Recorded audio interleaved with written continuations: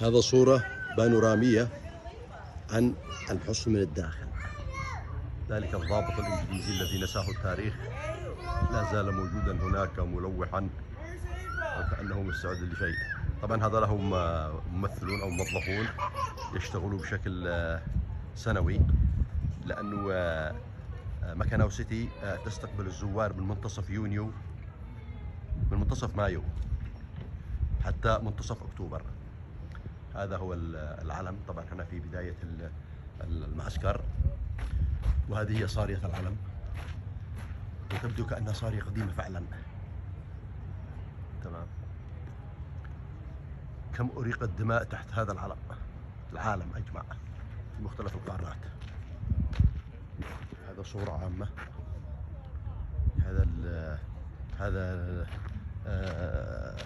الميدان الرئيسي للمعسكر. العسكر كانوا يجتمعون هنا بروفاتهم الصباحية والعسكرية.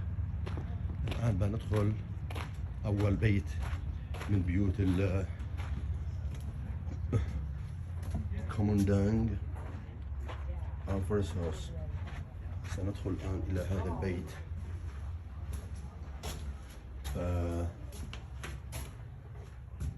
وطبعا هذا البيت كان للضباط الكبار.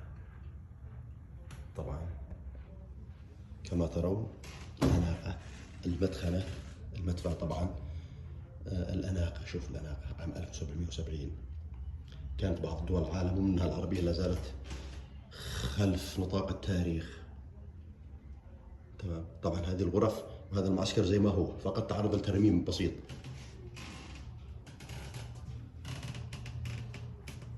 في القرن الثامن عشر. هذا بيت انجليزي تقليدي هنا في الولايات المتحدة. غرفة اخرى اول ما تستقبلك المدخنة.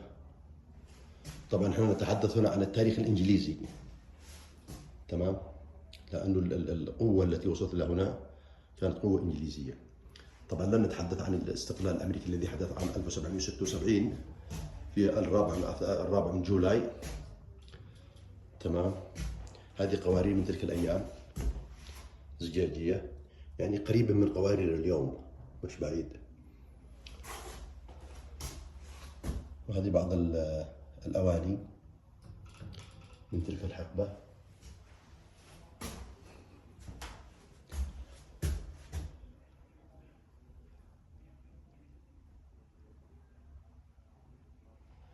هذه صورة الأول أسرة بريطانية تنزل هنا، بقت 5 سنوات كما يقول، من 1774 إلى عام 1779.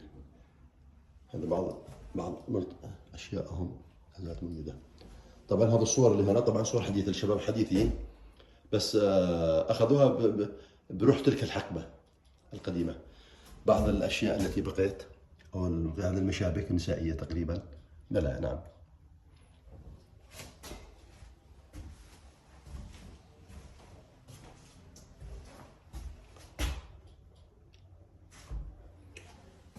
ولا زلنا في هذا البيت، أو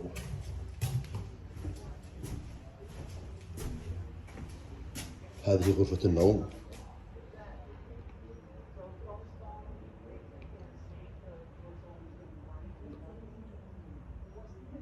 هذا كانت غرفة قائد الحصن.